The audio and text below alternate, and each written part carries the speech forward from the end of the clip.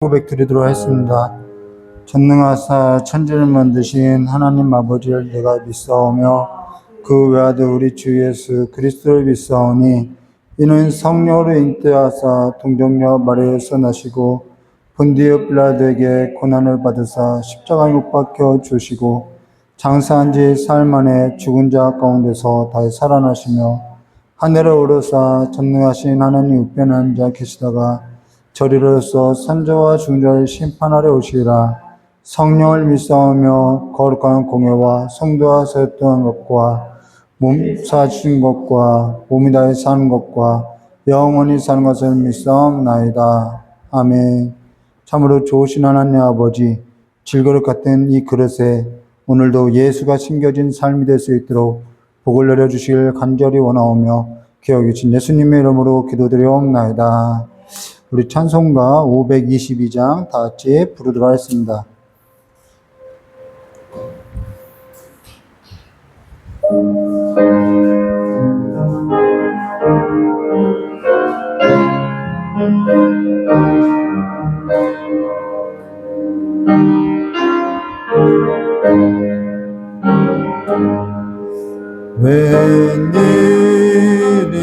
웬일인가 내 형제여 주 안님 믿다가 죄값으로 지옥 형벌 너도 받겠구나. 웬일인가 내 형제여 마귀만 따르다 저 마귀 지옥 갈 때에 너도 가겠구나. 웬일인가 내 형제여 재물만 지하다 세상 물질 불탈 때에 너도 가겠구나. 웬일인가 내 형제여 죄악에 매여서 한없이 고생하는 법 참 못 보겠구나. 사랑하는 내 동포여 주께로 나오라. 십자가에 못 박힌 주 너를 사랑하네. 아멘. 우리 오늘 함께 나눌 하나님 말씀 갈라디아서 1장 18절에서 24절 말씀 함께 나누도록 하겠습니다. 갈라디아서 1장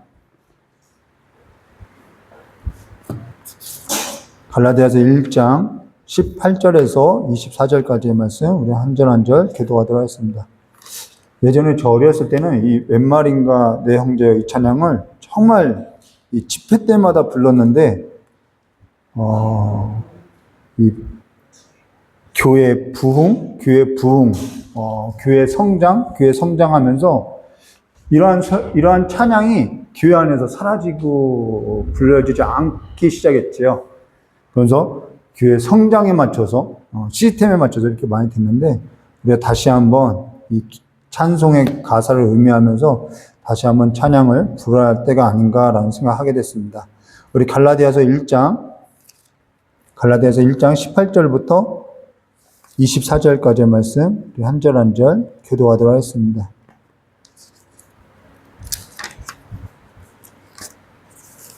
제가 먼저 기도하겠습니다. 그 후 3년 만에 내가 게바에게 방문하려고 예루살렘에 올라가서 그와 함께 15일을 머무는 동안 주의 형제 야고보 외에 다른 자들을 보지 못하였노라. 보라 내가 너희에게 쓰는 것은 하나님 앞에서 거짓말이 아니로다. 그 후에 내가 수리아와 빌리기아 지방에 이르렀으나 그리스도 안에 있는 유대의 교회들이 나를 얼굴로는 알지 못하고 다만 우리를 박해하던 자가 전에 멸하려던 그 믿음을 지금 전한다 함을 듣고 함께 했습니다. 나로 말미암아 하나님께 영광을 돌리니라. 아멘. 우리 잠깐 기도하도록. 참으로 고맙고 감사하신 하나님 아버지, 이 말씀 안에 숨겨져 있는 하나님의 진리가 성령 하나님의 조명하심으로써 우리의 마음 가운데 비추어지고 다시 한번 우리의 삶 가운데 보아이신 예수를 담고 살아가는 삶이 될 수 있도록 복을 내려주시길 간절히 원하오며 기어오신 예수님의 이름으로 기도드리옵나이다. 간혹 저의 딸이 저에게 뭐라고 하냐면은, 저에게가 아니죠. 제 아내에게 뭐라고 했냐면은, 예전에 그런 질문을 참 많이 했어요. 저희 딸이. 엄마, 어떻게 해서 사람들이 그렇게 따라? 이 질문을 했었어요. 엄마는 매력이 뭐야? 이 질문을 전엔 자주 하루도 몇 번씩 한 적이 있는데, 그때마다 저희 아내가 저희 딸에게 진심을 다해서 아주 간단 명료하게 한마디로 정의했는데, 그게 뭐냐면, 엄마는 예수밖에 없어. 예수 잘 믿어봐. 사람 따르지. 예수 믿는 데서 매력이 나오는 거야. 이 말밖에 없어요. 어떠한 질문을 해도 그냥 예수밖에 없어요.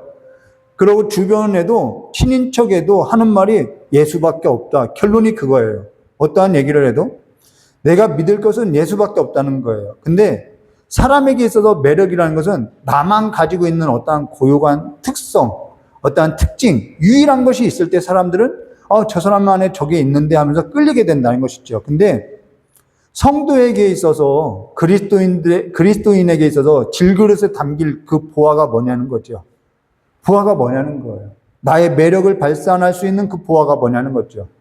오늘 우리가 나눌 것은 그리스도인에게 있어야 할 그 보화, 질그릇에 담겨져 있어야 하는 그 보화가 있어야만 하는데 그 보화가 삶에서 빛을 발한다는 거예요. 그 빛이 뭔지 우리가 오늘 함께 나눌 거라는 것이죠.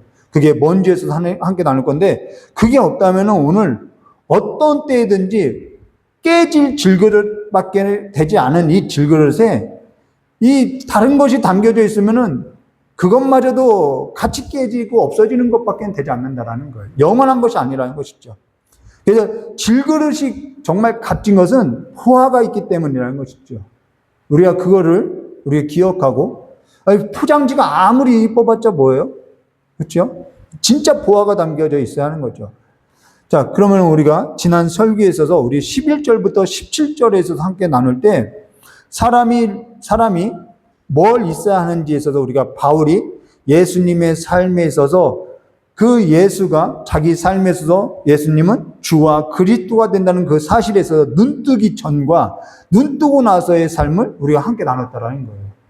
그렇죠? 그래서 바울이 예수가 그리스도라는 그 사실에 있어서 눈뜨고 났을 때는 율법이 아니라 하나님께서 난 그리스도가 뭔지, 하나님께로부터 난 그 그리스도가 오기 전의 삶과 그리스도가 오고 나서의 삶으로 바뀐다라는 거예요.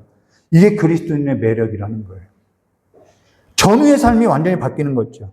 그리고 그리스도가 오기 전의 삶에 있어서 믿음이 들어오기 전의 삶과 이 커다란 어떠한 지각 변동이 일어난다는 거예요. 삶이 완전히 뒤집어지는 삶의 경험을 하게 되는 거죠. 여기에 있어서 바울이 그리스도가 오기 전과 그리스도가 오기 그 후, 오고 나서의 그 삶과 있어서 두 가지 지각 변동을 일으키는 두 가지 질문이 있었는데 그 두 가지 질문이 뭐냐면은 기억하지 못할 것 같아서 제가 얘기해 드릴게요. 하나는 주님 누구십니까? 그 질문이나요. 주님 누구십니까? 또 하나는 주님 무엇을 하리까? 라는 이 커다란 질문에서도 변화가 왔다라는 거예요. 그가 예수가 주가 되고 나서 예수가 그리스도가 된 그 사실에 있어서 몰랐을 때는 전에는 그의 신앙이라는 것은 어떠한 신앙이냐면 뭔가 자꾸 열심히 하는 것이 신앙인 줄 알았다라는 것이죠. 그게 율법이라는 거예요. 뭔가 계속 하는 것이 신앙인 줄 알았다는 거예요. 근데 예수가 누구인지 알게 된부터는 내 삶에서 주가 누구인지 알게 되고 나서는 내 삶에서 내가 아니라 주의 뜻 안에서 모든 삶을 행하기 시작한다라는 거예요. 그게 다른 거죠. 오늘 점심 먹기 전에 저희 아내에게 이런 얘기를 나눴어요.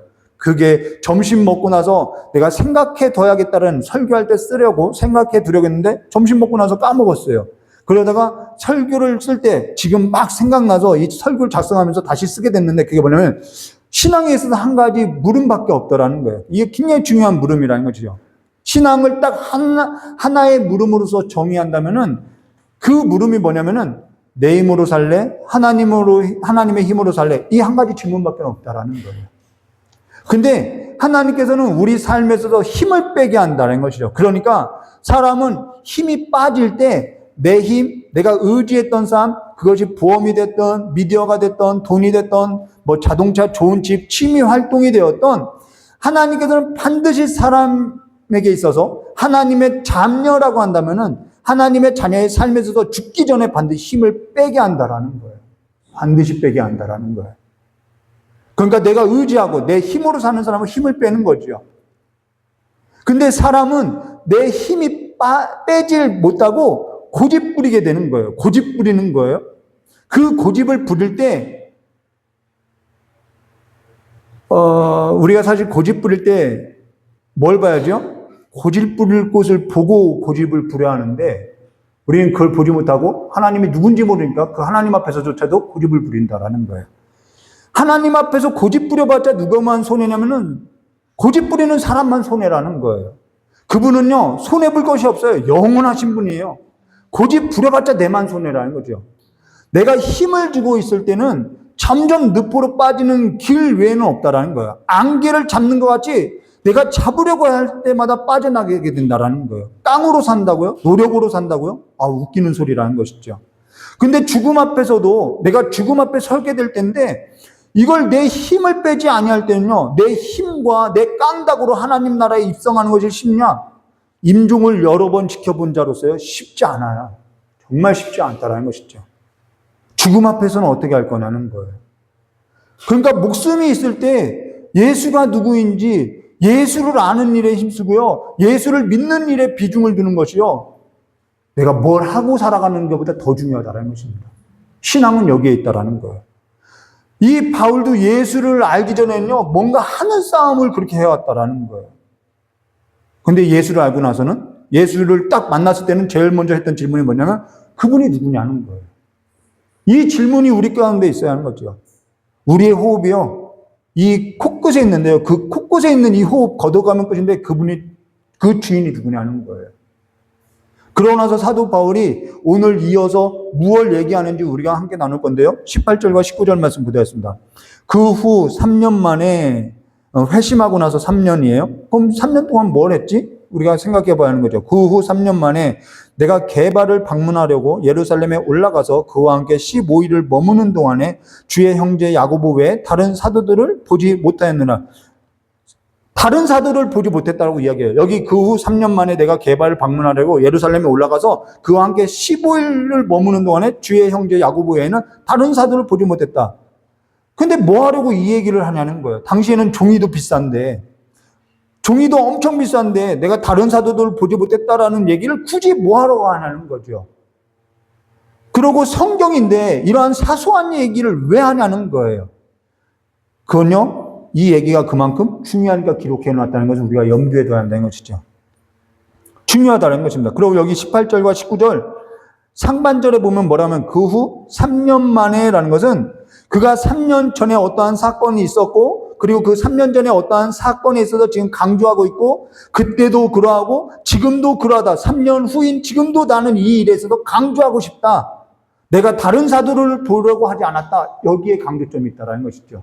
그러니까 3년 전에도 3년 후에도 나는 여전히 이 사건이 있으냐 전이냐 그것과 상관없이 나는 다른 사도들을 보지 않았다. 왜 사도를 만나지 않으려고 했냐는 거예요. 이것이 진짜 하고 싶은 얘기라는 것이죠. 그래서 성경 우리가 이 18절 바로 앞절을 보면은 제가 이제 본문을 한 절만 봉독하지 않고 이 한 단락씩 봉독하는 이유가 있어요. 그거는 이렇게 성경을 이렇게 절마다 이렇게 읽으면 안 되고 한 단락씩 읽어야 이 문맥이 어떠한 의미인지 이해하기 때문에 본문을 전체 읽어드리는데요. 봉독하는데 우리 13절 말씀 보시면 이렇게 말씀하셨죠. 13절부터 17절 앞절의 말씀 보시면은 내가 이전에 유대교에 있을 때 행한 일을 너희가 또 기억나게 하는 거예요. 지난 시간에 이걸 우리가 나눴지? 기억하는 거죠. 행한 일을 너희가 들었거니와 하나님의 교회를 심히 박해하여 멸하고 내가 내 동족 중 여러 영겁자보다 유대교를 지나치게 믿어 내 조상의 전통에 대하여 더욱 열심히 있었으나 그러나 내 어머니 태로부터 나를 택정하시고 그 은혜로 나를 부르시는 이가 그의 아들을 이방에 전하기 위하여, 자, 사명이 나오죠. 그의 아들을 이방에 전하기 위하여 그를 내 속에 나타내시기를 기뻐하셨을 때 내가 곧 혈육과 의논하지 않고, 그러고 나서 17절에요. 또 나보다 먼저 된 사도들을 만나려고 예루살렘으로 가지 아니하고 아라비아로 갔다가 다시 다메섹으로 돌아왔다라고 이 이야기를 굳이 왜 하고 있냐는 거예요.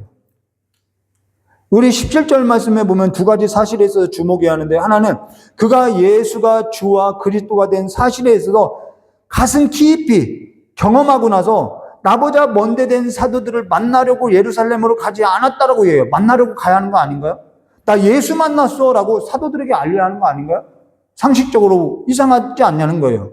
다른 하나는 사도를 만나러 가지 않고 내가 아라비아로 갔다가 다시 다메섹으로 갔다라고 이야기하고 있다는 것입니다. 여기 두 가지가 이상한 거예요. 어떤 의미냐면요. 여기 하나는 나보다 먼저 사도된 자들을 만나려고 라는 것은 뭘 강조하기 위함이냐면 나도 사도라는 거예요. 나보다 먼저 사도된 자들을 만나려고 라는 것은 나도 사도라는 것을 강조하기 위함이라는 것입니다. 그거는 왜 강조하고자 하냐면은 거짓 교사들이 지금 갈라디아 교인에게 뭐라고 이야기하면 바울이 사도이냐라고 의심을 품게 했다라는 거예요. 그러니까 먼저 된 사도라는 것은 나도 사도라는 것을 이야기하고 있다라는 것이죠.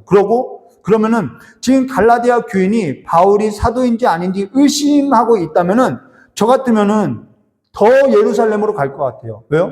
가서 공중이라도 받게요. 나 사도야라고 공중 받아오면은 뭐라고 말하지 못할 거 아니냐는 것이죠. 그래서 여기 더 이상한 것이 뭐냐면, 여기 뭐라면 나보다 먼저 사도된 자들을 만나려고 뭘 하지 않았다는 거예요. 이게 앞뒤 문맥이 아니죠. 내가 먼저 사도된 자들을 뵙고 공중이라도 받아오면은 더 효과가 있지 않냐는 거죠. 근데 나보다 먼저 사도된 자들을 만나려고 예루살렘으로 가지 아니하고라고 이야기했다는 것입니다. 자, 사람이 볼 때는 그게 더 효과적인 것 같아요. 근데 그와 같이 되면 어떠한 일이 벌어지냐면 더 효과적일 것 같은 그 일이, 그러니까 하나님의 뜻 안에서 행한다는 거예요. 사람의 뜻 안에서 행하는 것이 아니죠. 그와 같은 일이 되면 어떠한 일이 되면요, 효과는 있을 것 같아요. 당장에 눈에 보이는 효과는 있을 것 같아요. 근데 사람에게서, 자, 사도 바울은 누구에게 사도를 받았다고 이야기하면 제 사람한테 사도받은 자야라고 할 거라는 것이죠.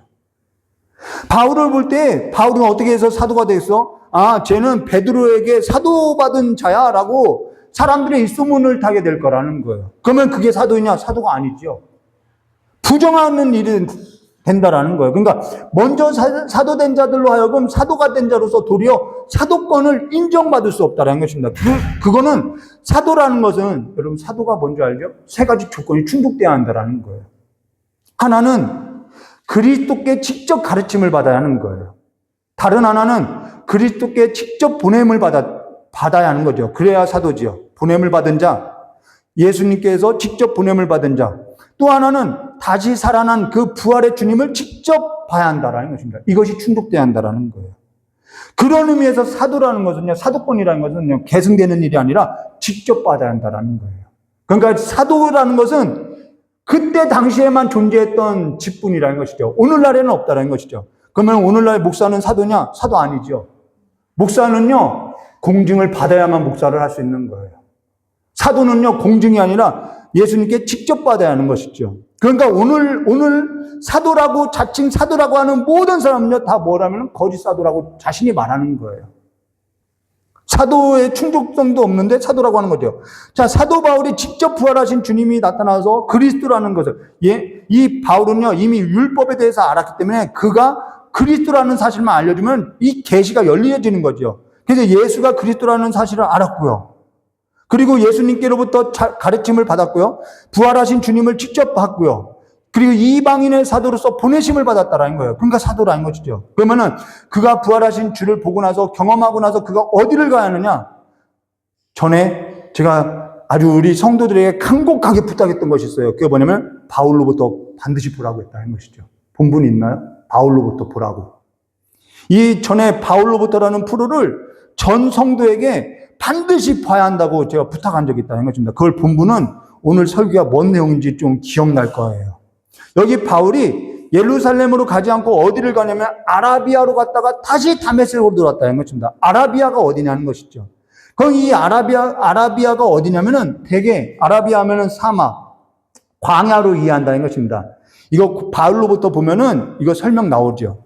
자, 그러고 대개 사막이나 광야로 이해하고 나서 뭐라고 설교하냐면은 대부분 견해가 두 가지예요. 하나는 이 얘기 드릴게요. 앞서서 그거는 뭐냐면 바울이 하나님을 위한 시간을 가지고 있다고 설교하면서 그가 광야에 들어가서 하나님과 독대하면서 준비하는 시간을 가졌다.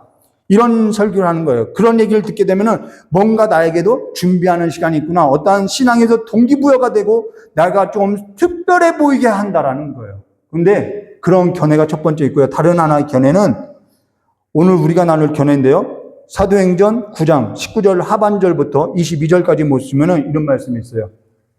제가 PPT 그 카톡으로 다 보내드렸죠.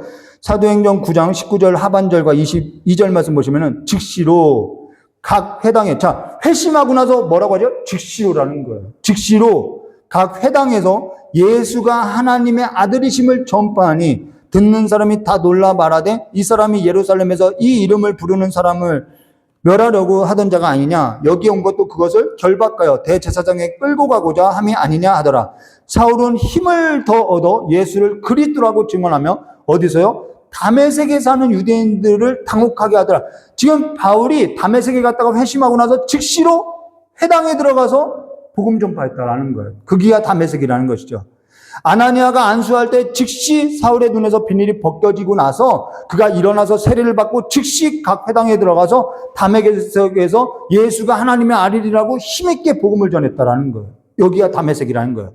근데 여기 아라비아로 갔다가 다시 다메섹으로 돌아왔노라 라고 하는데 아라비아가 앞서서 전과 같이 사막이나 광야로 이해하고 바울이 여기에서 수행을 하고 계시를 받고 고행을 했다라는 것은 사실상 즉시 복음을 전한 것과는 앞뒤가 안 맞는다라는 거예요.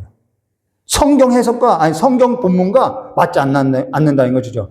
전에 이런 얘기를 했어요. 전에 신구약 중간사를 할 때 헤롯 가문에 있어서 설명할 때 헤롯의 아들 중 헤롯 안티파스 중에 분봉왕 헤롯이 있는데 성경에 분봉왕이라 하죠. 그 헤롯 안티파스가 아주 권력욕이 있어서 이 정략적인 결혼을 했는데 그게 누구냐면은 나바티아의 하리타트 4세의 딸과 혼인하게 됐다라는 거예요.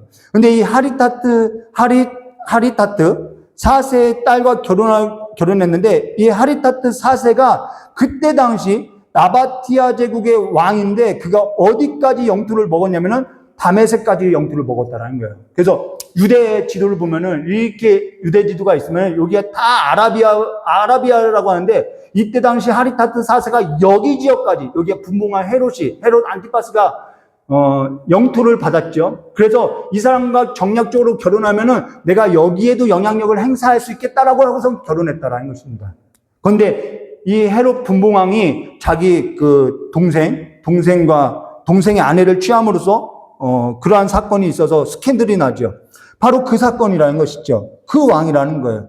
근데 이 나바티아 제국의 사람들을 뭐라고 불렀냐면은 로마인이나 유대인들이 아라비아인이라고 불렀다라는 거예요.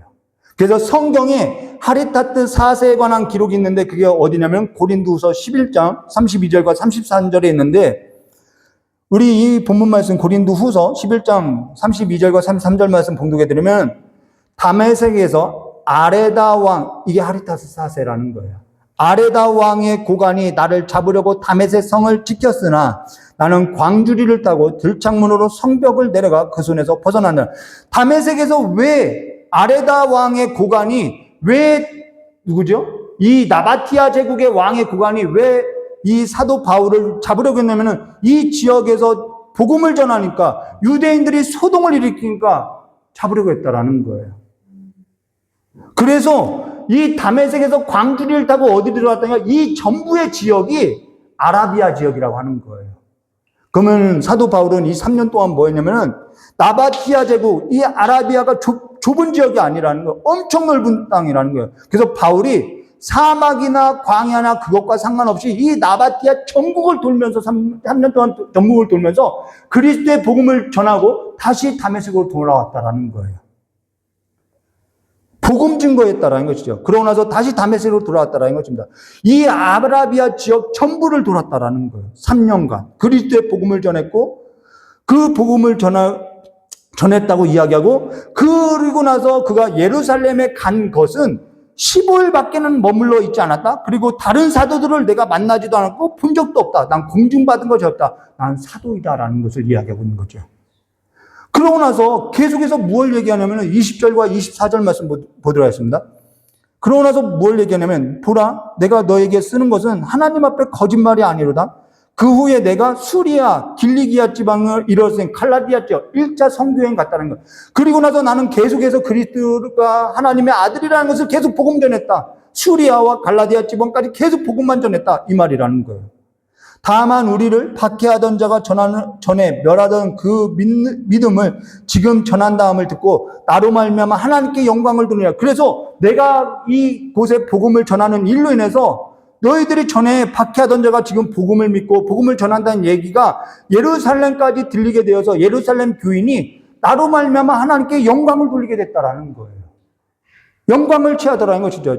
이런 거죠. 제가 전에 친구를 만났는데 친구가 통화했어요. 정말 오랜만에 통화했어요. 나 예수 믿어 했더니, 나 목사 됐어 했더니, 네가 왜? 놀라는 거예요. 어쩌다가 그런 일을 겪게 됐냐고. 하나님이 살아있기는 살아있나 보라고 이렇게 이야기하는 거예요. 그 얘기라는 거예요. 오늘 우리가 여기서 뭘 보고 뭘 듣고 뭘 확인해야 하냐면요, 신앙이라는 것은 앞서서 이야기한 것처럼 내가 믿는 것이 아니라는 거예요. 내가 걸어온 길이 그것이 아니라, 물론 그것도 필요해요. 신앙의 과정 가운데는. 근데 신앙이라는 것은 내가 걸어온 길이 이 성경 말씀에 있어서 온전하게 내가 걷게 된 길인지 확인하는 싸움이라는 거예요. 확인받는 싸움이라는 거예요. 성경 말씀을 지킨다는 것은 내가 지키고 사는 삶이 아니라, 오늘날도 두 가지 신앙이 있어요. 내가 신앙을 지키고 사는 사람이 있고, 아니면 하나님께서 나를 이 말씀하신 삶으로 인도한 그 삶으로서 내가 확인받고 내가 걸으면서 순종되어 보니까, 아, 하나님이 나를 여기 인도하셨구나라고 믿게 된 신앙이 있다는 것이죠. 두 가지 신앙의 길이 있는 거예요. 우리는 성경 말씀에서 확인받고, 아, 내가 벗어난 삶에 서 있구나 하면은 돌이키는 그 싸움에 서 있다라는 것이죠. 그러면 오늘 우리 삶에서 뭘 보고, 뭘 듣고, 뭘 확인하고, 뭘 적용해야 하느냐? 우리 그걸 봐야 하는 거죠. 우리 앞서서 뭐라고 질문했죠? 사람의 매력이 뭐지? 어디에 사람의 매력이 있지? 이 질문에서 우리가 시작했다는 것이죠, 설교. 아주 어릴 적 제 아내를 볼 때 사납고 무서웠어요. 제 아내가 정말 사나웠어요. 정말 당돌했어요. 근데 어릴 때 봤던 제 아내가 중학교 3학년 때, 제가 고등학교 1학년 때 중고등부 시절에 하나님을 경험하고 나서 중학교 1학년 때 경험했어요. 근데 제가 제 아내를 새롭게 본 것은 저희 아내가 중학교 3학년 때죠. 하나님을 경험하고 나서 너무 달라진 거예요. 성령을 경험하고 나서 너무 달라진 거예요. 그래서 제가 제 아내를 봤을 때, 제가 고1 때 제 아내를 봤을 때, 저 아이가 그 아이야? 충격을 먹었어요. 그때부터 제 마음이 좀 끌려서 그때부터 조금씩 짝사랑하기 시작했어요. 근데 사람이 완전히 달라졌다는 거예요. 제가 알던 사람이 아니에요. 그러고 그가 살았던 삶에서도 연애하면서 얘기를 들을 때마다 제 아내가 뭘 했냐면 즉시로 하나님 앞에 순종하면서 살아온 그 일관된 삶이 있더라는 거예요. 여러분, 예수 믿으면요, 이 일관된 삶이 있다라는 거예요. 그걸 얘기하려는 거예요. 저와 여러분이 하나님을 믿고 하나님을 경험하고 나서 일관되게 하나님을 믿고 살아가는 삶이 있어야 하는 것이죠.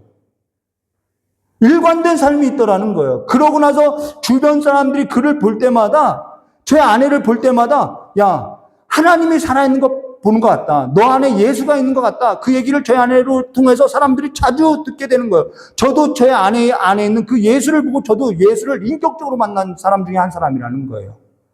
오늘 우린 두 가지 사실을 보여야 하는 거예요. 하나는 3년 전이냐, 3년 전에 아라비아를 갔나 안 갔냐, 3년 후에 아라비아에서 사막이냐 광야냐, 그게 중요한 게 아니라 하나님께서는 예수가 그리스도라는 사실을 듣지 못하는 사람들에게 있어서는 하나님이 얼마나 그 마음이 다급한지 즉시로 하나님께서 그 복음을 증거하는 삶으로서 바울을 뛰어들게 하더라는 거예요.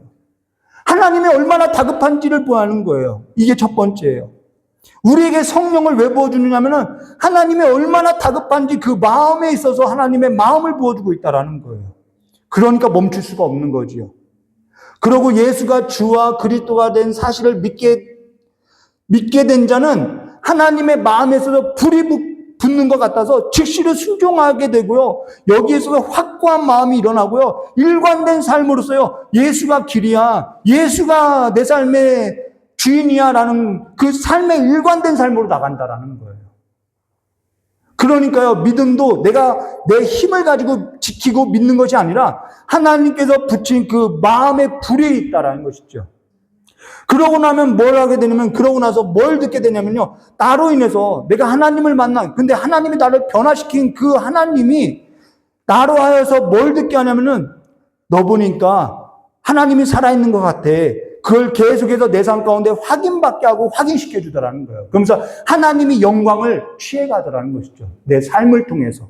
그러니까 내가 하나님 영광 받으세요, 하나님 영광 받으세요 하면서 그렇게 뭔가 행위를 쌓는 삶이 아니라 하나님께서 나의 삶을 통해서 그냥 영광을 취해간다라는 거예요. 신앙은 두 가지 선이 있다고 이야기하는 거예요. 내가 믿고 사는 건지, 내 힘으로 지켜내고 살아가는 신앙인지, 아니면 하나님께서 나를 인도하고 확인시켜주는 삶인지. 오늘 내 삶에서 이게 확인되고 확정된 삶에서 확고하게 서 있냐는 거예요. 이게 없으니까요, 늘 흔들리는 거예요. 날 부르신 자가 누구인지, 내게 있어서 이 일을 맡긴 자가 누구인지, 내 삶의 주인이 누구인지, 내 삶에 이끄는 자가 누구인지 모르니까요. 내가 하는 거예요. 내가 고집 부리는 거예요. 내 감정을 세우고요. 그러니까 내 감정에 의해 내 신앙을 세우니까요. 맨날 흔들리는 거죠. 여러분, 예수 외에 다른 것에 신앙을 세우는 걸 뭐라고 이야기해요? 마태복음에서? 불법. 그게 불법 건축물이라는 거예요. 나는 불법을 세우고 있고 불의를 행하고 있는데 내 감정과 내 기분과 내 의지의 그 신앙의 기초를 세우면서 나는 불법이라고 생각하지 않는 거예요. 그게 누구냐면요. 예수를 만나기 전에 바울이 그랬다라는 거예요. 우리는 그것이 불법이라고 보지 않는 거죠. 지금 하나님께서는 다급해요. 답답해하고 있어요. 갈라디아 교회가 그렇게 그리스도께로부터 떨어진 것도 답답하고 그 하나님을 믿지 못하는 그들을 볼 때에 답답해서 지금 바울을 불렀다라는 거예요. 아들을 보내고 또 아들을 보여주기까지 하죠. 아들을 십자가에 못 박게도 하죠. 근데 믿지 못하는 이들을 향해서 어떻게 불이 붙지 않겠냐는 거예요. 그리고 오늘 내 주변은 어떠하냐는 거죠. 내 주변은 어떠하냐는 거예요. 내가 불법인데 내가 불법 건축물을 보고 내가 신앙을 세우는데 세상 사람들이 불법 신앙이야 하지 않겠냐는 것이죠. 오늘날 교회가 이래서 욕먹는 거죠. 예수로서 세워주는 삶이 아니라는 거죠. 내 삶에서 다메섹이 아니라 다메섹을 넘어서 아라비아, 그것이 사막이냐 광야나, 아라비아는 황무한 땅이에요. 그런데 그 황무한 땅에도 꽃이 필 거를 믿고 그냥 일관되게 살아가는 거예요. 이 신앙이 있냐는 거예요. 그런데 우리는 내 집에 물품 한 가지만 없어도요, 기분이 나쁘다고 이야기하는 거예요. 그게 뭔 신앙이냐는 거죠. 그게 무슨 삶이에요? 지금 뭘 보고 사냐는 거예요. 교회 안에 물품 뭐 한 가지만 부족하면은 불편하다고 이야기하는 거예요. 이게 교회냐고. 중심에서 떠나 있으니까 이러한 일들이 가득한 거예요. 오늘 하나님께서 어찌 보고 있는지 오늘 우리 마음에 위로부터 임한 불이 붙어야 내가 하나님 앞에 나갈 때 다른 불로서 하나님을 경배하는 일이 없지 않겠냐는 것이죠. 우리는 날마다 불법 위에 신앙을 세우고 다른 불을 가지고 하나님 앞에 나가면서도 내가 죽게 될 거라는 생각을 하지 못하고 있다는 것입니다. 부끄럽지 않나요? 하나님 앞에 정말 죄송스럽지 않나요? 하나님께서 붙인 불은 일관되게 하나님을 향하여서 꺼지지도 않고 타고 있는데, 그래서 우리의 삶 가운데 예수를 붙드는 삶에서 확고한 삶으로서 흔들리지 않냐고 있는데, 그래서 너를 보니까 정말 하나님이 살아있구나, 하나님이 인도하시구나라는 소리가 있는데, 하나님의 나라로 하여금 확장되는 이 다메섹에서 넘어 이 아라비아로 갈라디아 지방으로서 확장되는 삶이 있는데 내 삶은 뭡니까요? 확장되는 것이 없어요. 있어야 할 것이 없는 거예요. 하나님이 영광을 취해갈 우리의 삶이 되어 있지 않는 거죠. 생명수 강가에 정말 미혹되지 마시고요. 생명수 강가에 뿌리 깊이 내린 나무와 같이요. 이 일관된 그리스도로 살아가는 삶이 되시기를 주님의 이름으로 축원합니다. 이 이야기를 하고자 지금 바울은 이 쓸모없는 것 같은 일상의 이야기를 지금 하고 있다는 거예요. 이 글을 낭비하고 있다는 거예요.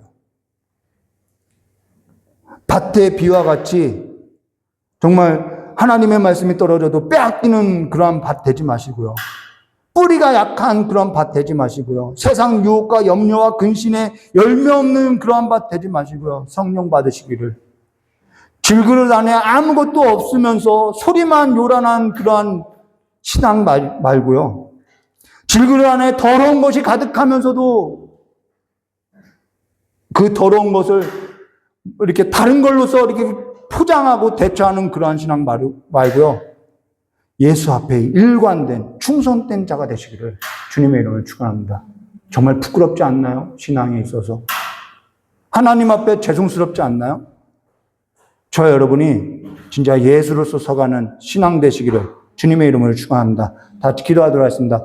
참으로 고맙고 감사하신 하나님 아버지, 밭에 감추어진 그 보화에 있어서 다시 한번 보화에 있어서 눈 떠지는 삶으로서 우리의 감겨진 눈에 있어서 그 비닐이 벗겨지고 예수가 참 보화임을, 내 삶의 보화임을 발견한 자들로서 삶을 살아갈 수 있도록, 그리고 그 예수 앞에서 일관된 삶으로서 열매 맺는 삶이 될 수 있도록 주님께서 복 내려주시길 간절히 원하오며 기하고 계신 예수님의 이름으로 축복하며 기도드리옵나이다.